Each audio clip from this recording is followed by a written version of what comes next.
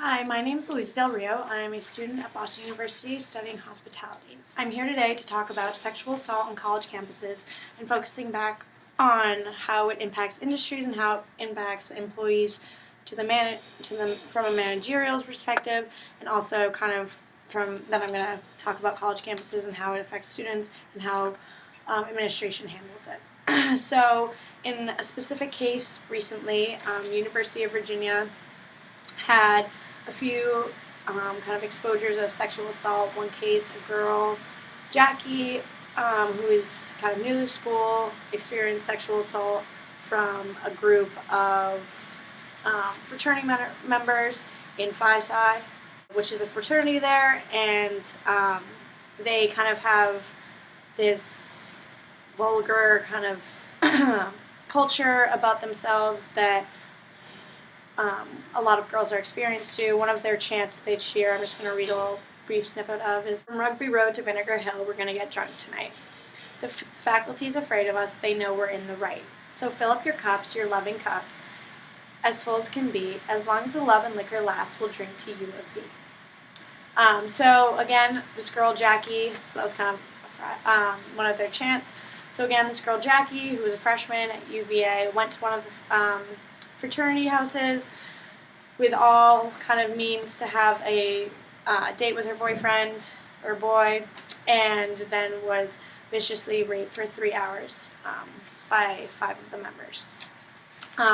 So she had reported it to the dean, and the dean, as administration, after she had been kind of depressed for a really long time and exiled and felt really isolated, she reported it to the dean, and she basically said that it's in her control for what they did. If she wanted to report it, she could report it.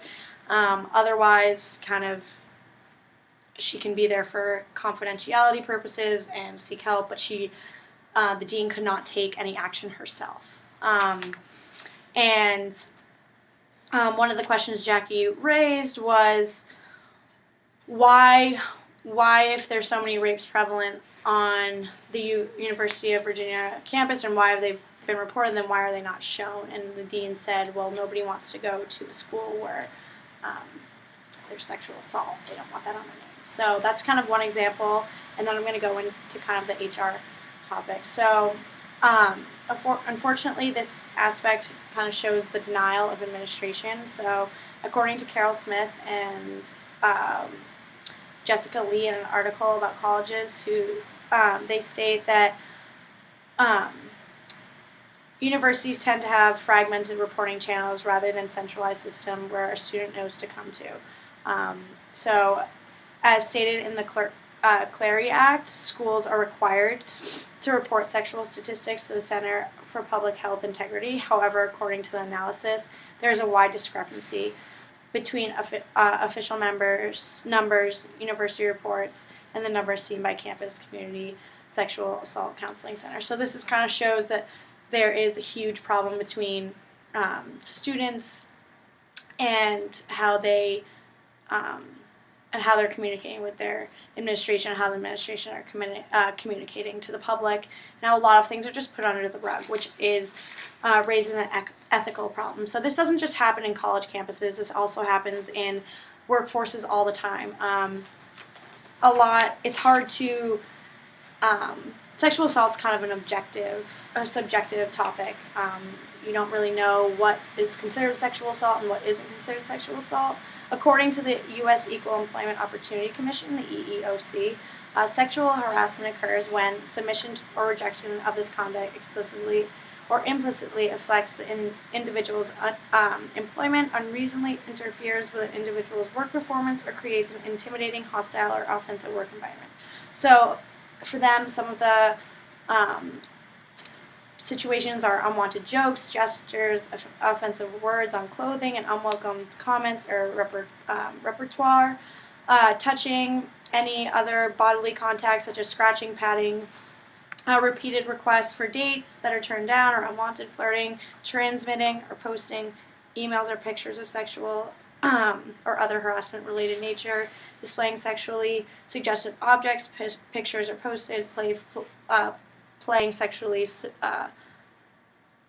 suggested music. So as you can see, these are kind of things that you might do with your friend or partner or one of your employees just joking around, but if they take it the wrong way, then it could go right to HR and they'd have to deal with it. So this kind of makes it really, some of the questions it raises is how can administration take better care of their employees while making them feel wanted, while making them feel like they feel safe, like they're in a secure work environment, while also saving their reputation if something comes about. So if an issue does arise, how can they handle it in the most appropriate way where their employees are receiving the need that they feel in order to feel comfortable, secure, and safe, and how can they also do this by focusing on the legality of it and saving their face, saving public humiliation, and the spurts of social media. I think that obviously we all know that we don't want to be in situations like this, so better education, better awareness of what sexual assault is considered, better programs that can be offered to kind of educate the people on what to do in a sexual assault basis, and then from a managerial perspective, how can people be trained to prevent these situations, to handle them in the best way appropriate. Again, my name is Louisa del Rio, and there needs to be something done about sexual harassment and sexual assault.